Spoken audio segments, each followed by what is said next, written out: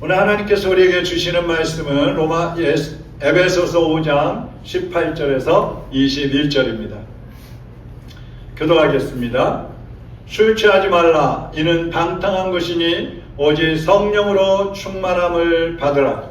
시와 찬송과 신령한 노래들로 서로 화답하며 너희의 마음으로 주께 노래하며 찬송하며 범사에 우리 주 예수 그리스도의 이름으로 항상 아버지 하나님께 감사하며 그리스도를 경외함으로 피차 복종하라. 아멘.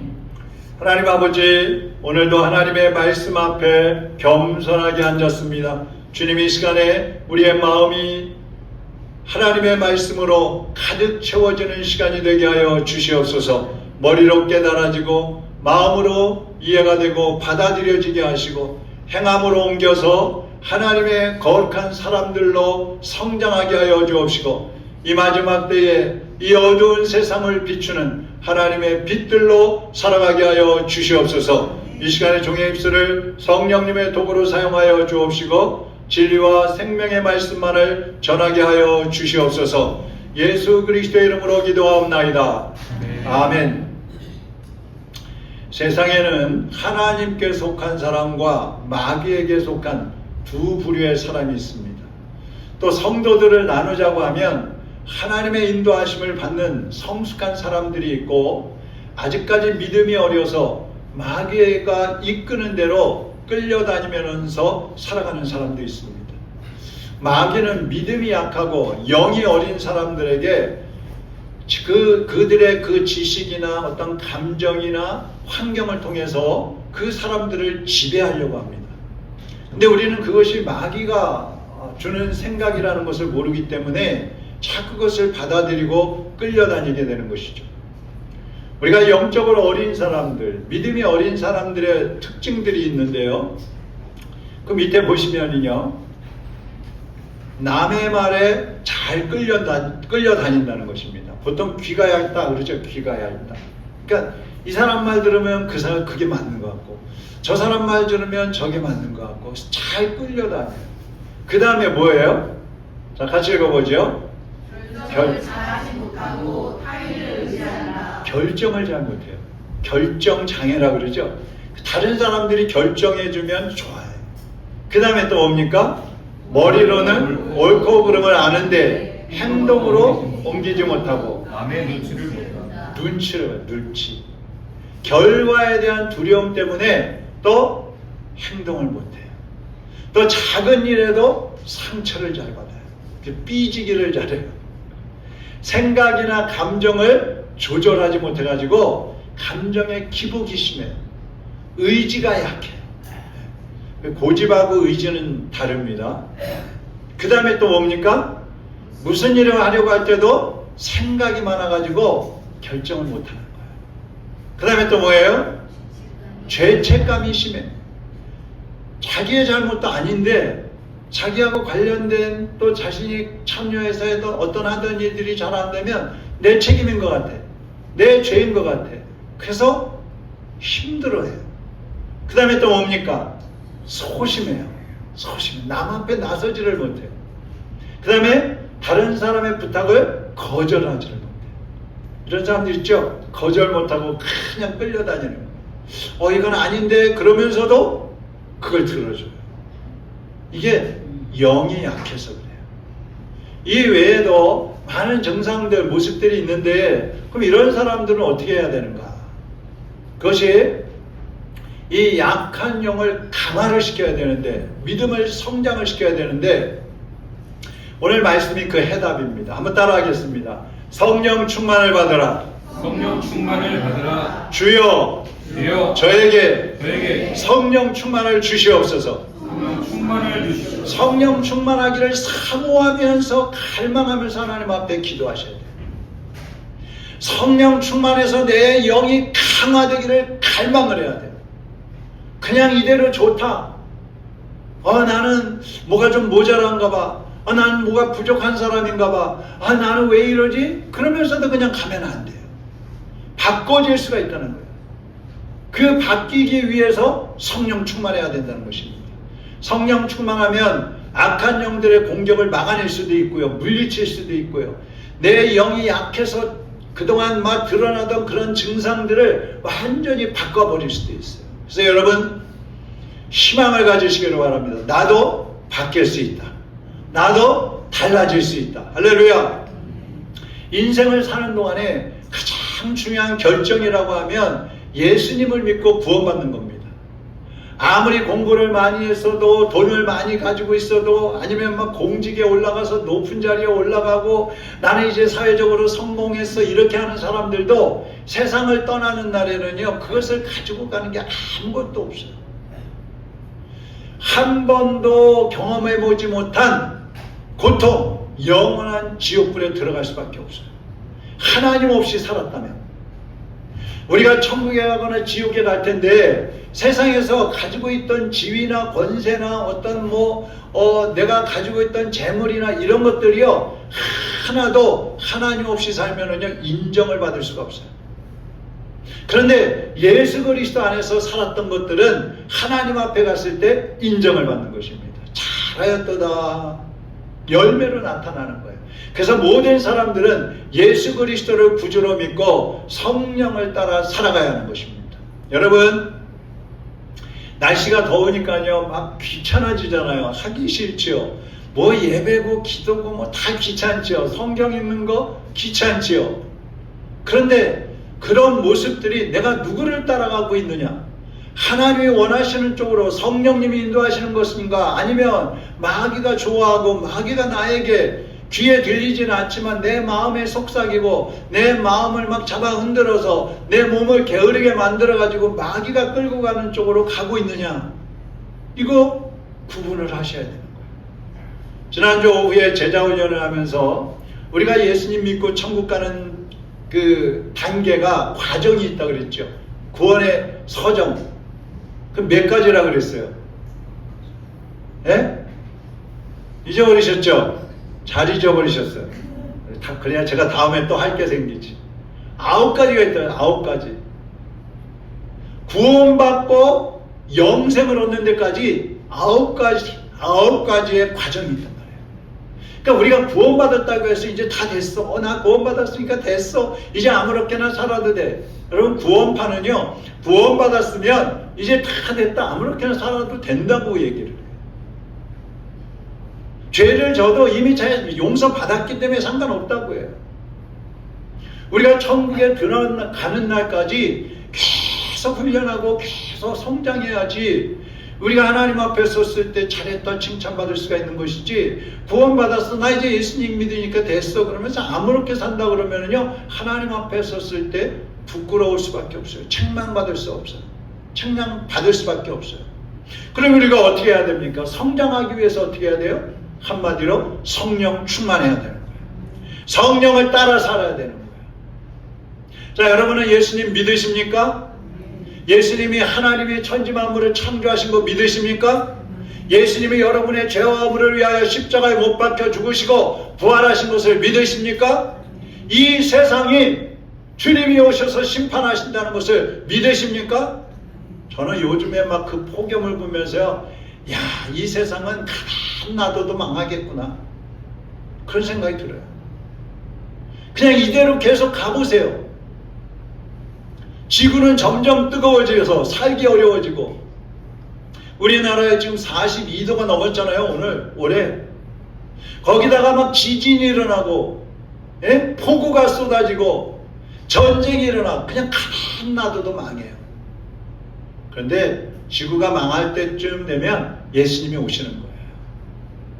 여러분은 예수님 믿고 하나님 자녀가 되셨습니까? 지금 죽어도 천국 갈 수 있습니까? 여러분, 지난 한 주간 우리 이렇게 멀쩡하게 살아있고 시원한 에어컨 밑에 있었으니까 난 뭐 괜찮아, 아무 일 없었어. 우리도 언제 어디서 어떻게 될지 모르는 거예요. 자, 그러면 이제 우리가 예수님 믿고 구원받았는데, 그러면 이제 천국에 들어가는 그날까지 어떻게 살 것인지 결단하고 계획하고 그것을 실행하는 삶을 살아야 되는 거예요. 하나님 우리가 얼마나 많이 가졌는지보다도 그것을 어떻게 사용하셨는지를 주목해서 보십니다. 하나님은 우리가 얼마나 오래 살았느냐보다 어떻게 살았느냐를 보시는 거예요. 제가 가지고 있는 그 물건 중에서 제일 비싼 게 한 손에예요. 한 손에는 제 돈을 주고 다 주고 산 적이 한 번도 없는데, 왜 그러냐면 600만 원. 그 돈이 어디 있어요. 그래서 뭐 중고를 사서 쓰기도 하고 어디 신청해서, 또 어떤 때는 막 당첨이 돼가지고 당첨되면은 한 20%만 내면 되거든요. 한 120만 원만 내면 돼.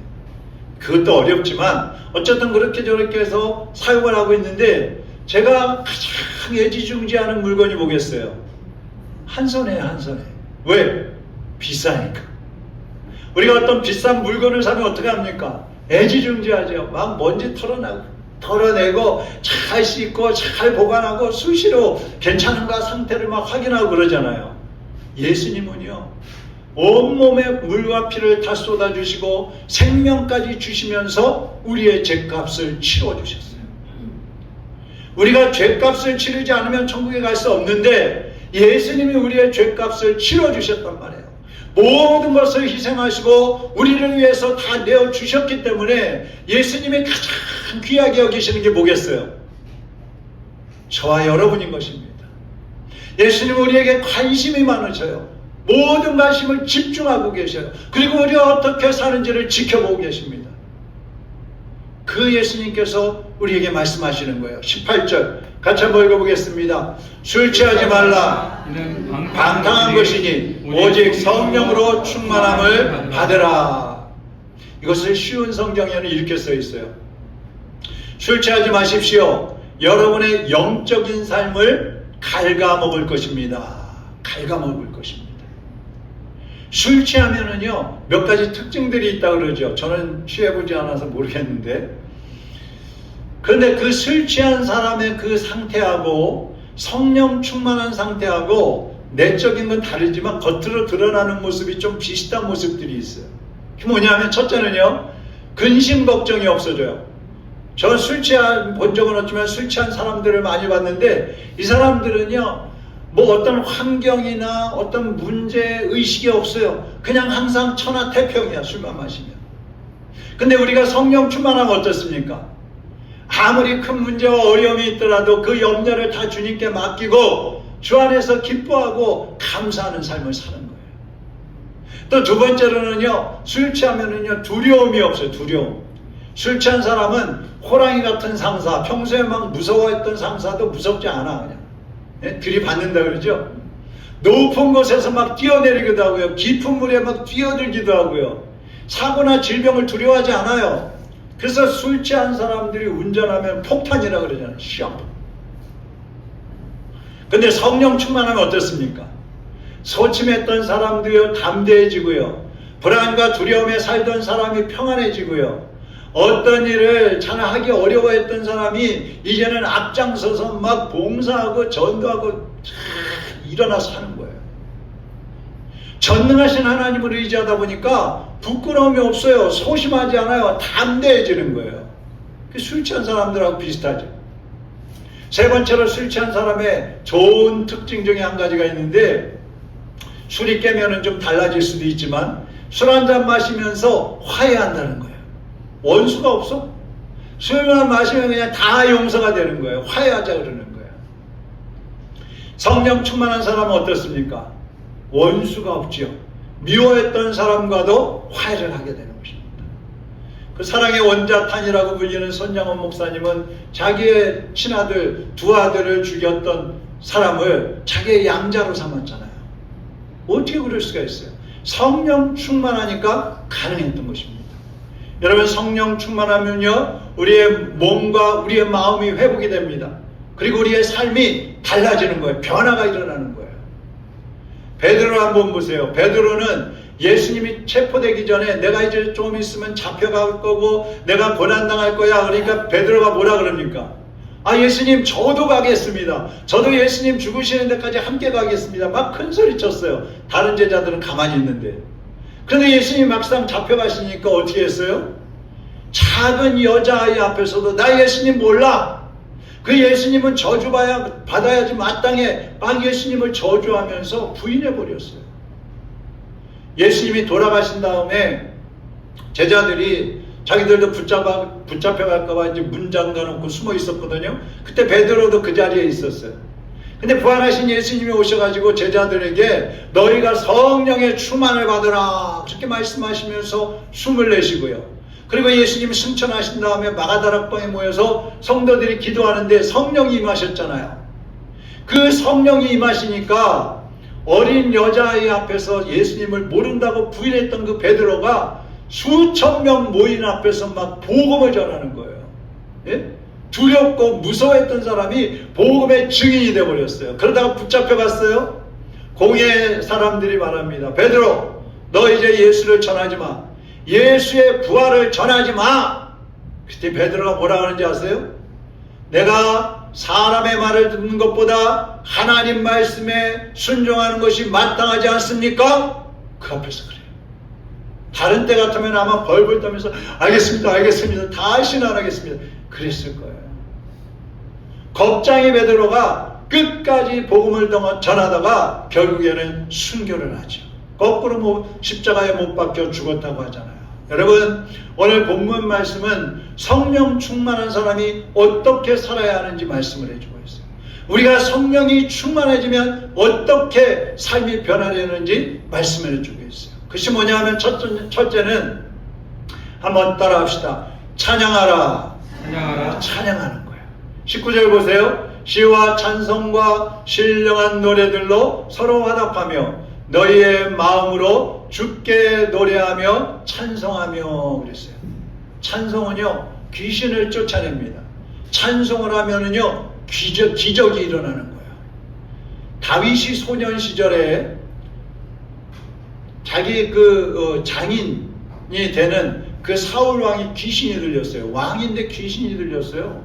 귀신은 뭐 왕이라고 안 들리고 뭐 부자라고 안 들리고 뭐 권력 있다고 안 들리고 그러는 거 아니에요. 누구든지 귀신 들릴 수 있어요.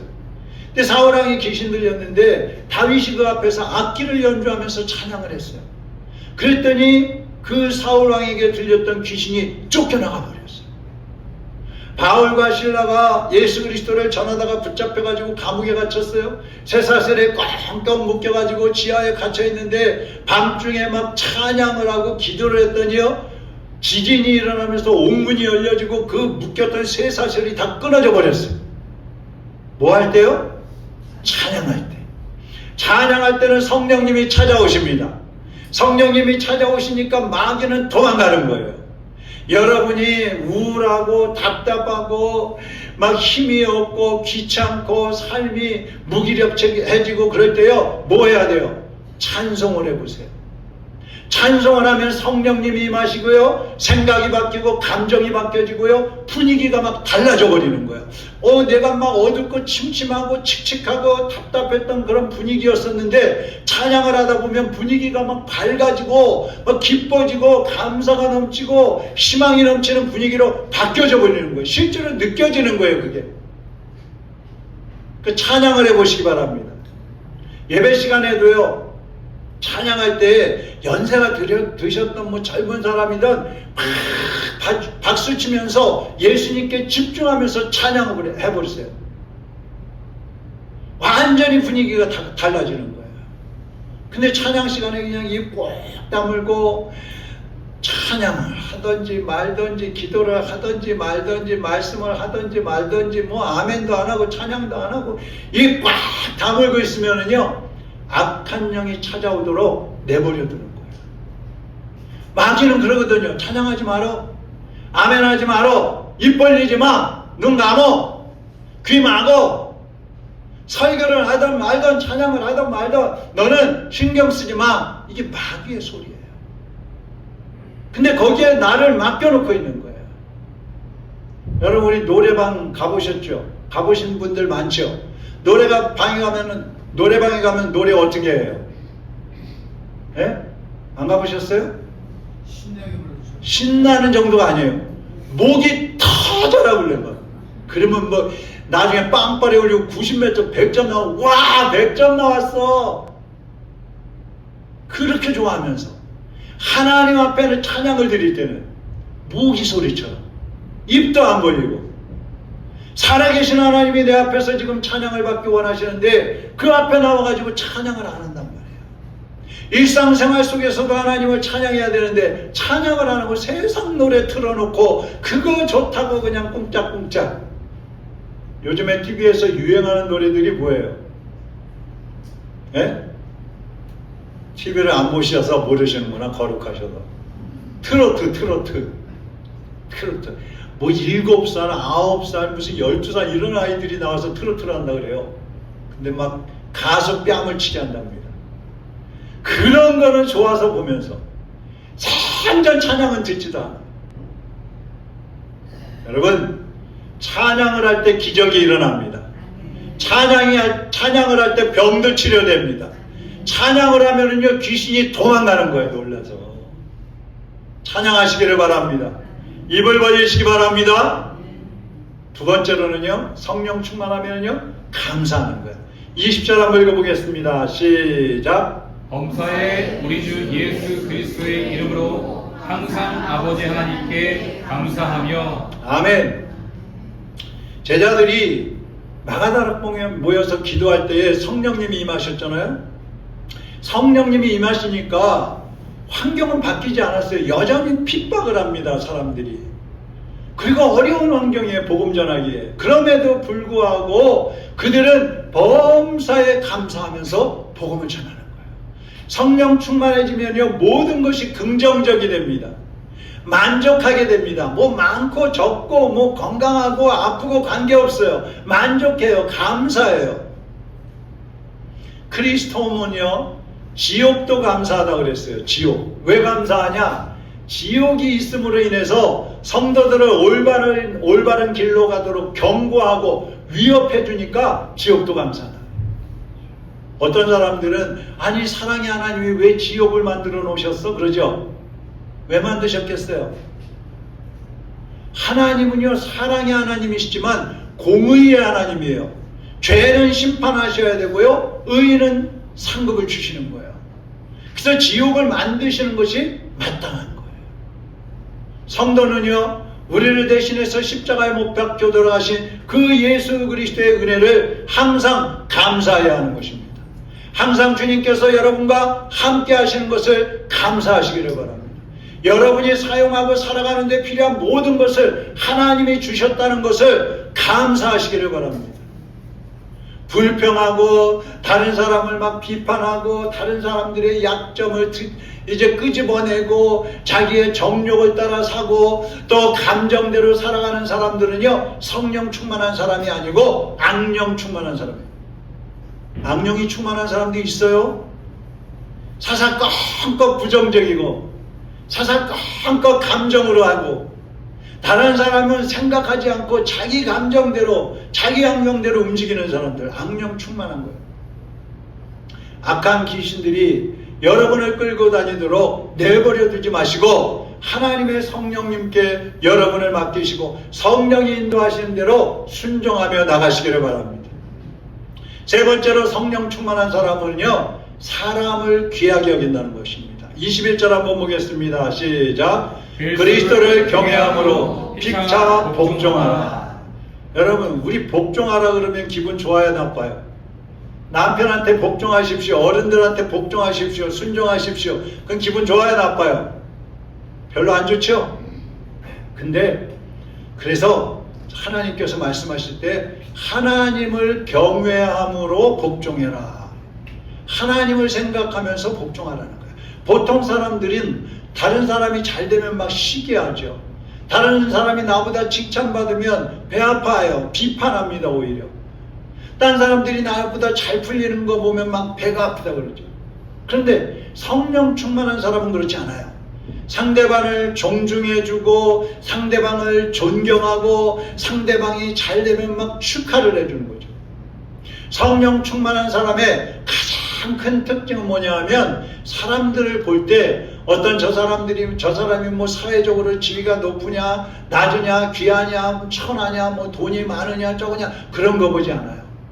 저 사람은 한번 따라 합시다. 하나님의 형상을 가진 사람이다. 모든 사람은 하나님의 형상대로 지음받은 사람이에요.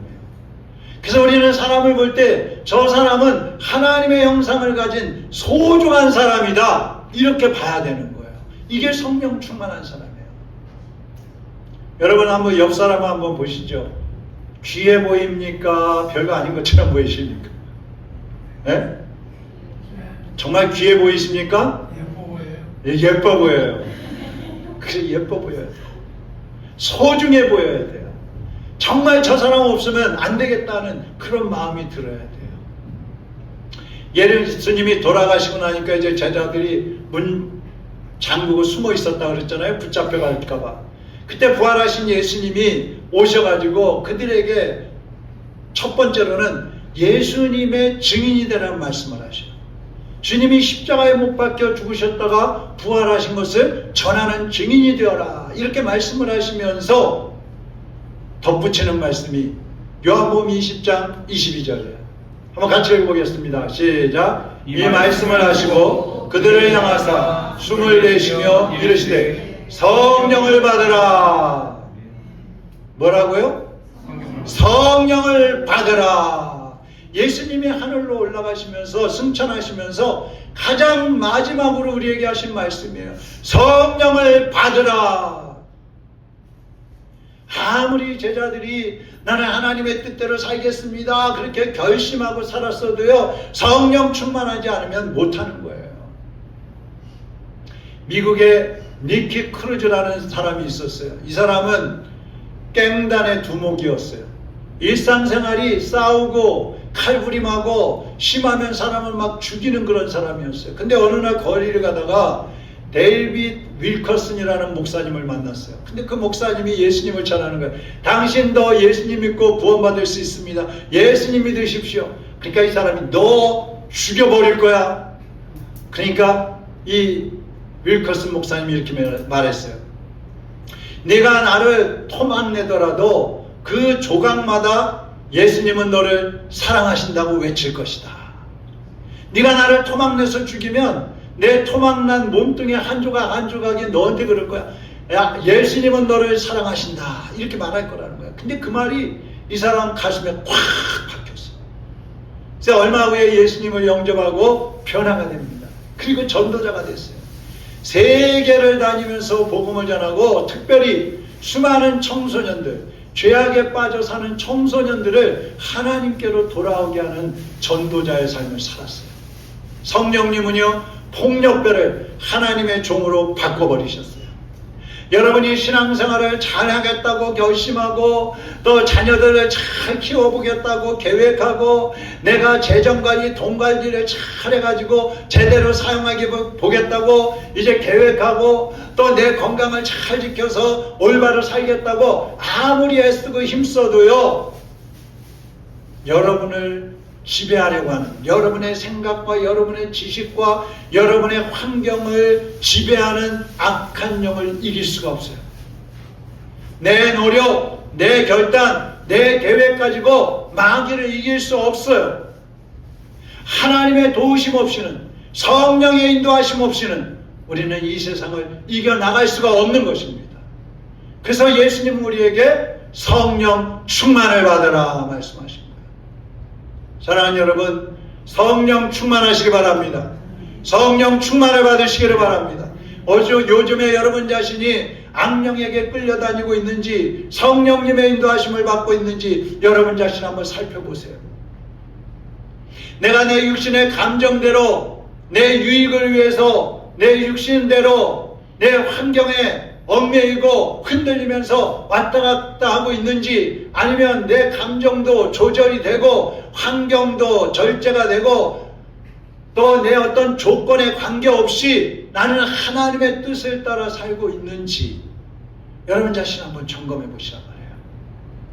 바라기는 오늘 말씀을 듣는 모든 성도들이 성령 충만하여서 악령을 몰아내고 영적 승리자로 세상을 정복하고 하나님의 인도하심을 따라가는 하나님의 자녀들로 살아가시기를 주님의 이름으로 축원합니다.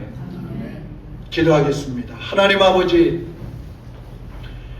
우리 로뎀교회 성도들에게, 오늘 이 말씀을 듣는 모든 성도들에게 성령 충만을 주시옵소서. 우리가 기도할 때 성령님 찾아와 주시고 우리가 찬양할 때 성령님 찾아와 주셔서 악한 영들이 놀라서 도망가게 하여 주옵시고 모든 질병이 치료되게 하여 주옵시고 환경을 극복하게 하여 주옵시고 감정을 절제할 줄 알게 하여 주옵시고 하나님의 사람으로 실행하며 살아갈 수 있도록 은혜 베풀어 주시옵소서. 우리 자신도 우리가 다스리는 것이 아니라 성령님이 다스려 주시옵소서. 악한 영들의 속임수에 넘어가서 감정을 따라 살고 환경을 따라 살고 세상 사람들을 따라 사는 어리석은 삶을 살지 않게 하여 주옵시고 내 자신을 절제하고 일깨워서 하나님의 말씀에 비추어 성령의 인도하심을 따라 믿음으로 승리하며 나가는 하나님의 자녀들이 되게 하여 주시옵소서. 예수 그리스도의 이름으로 기도하옵나이다. 아멘.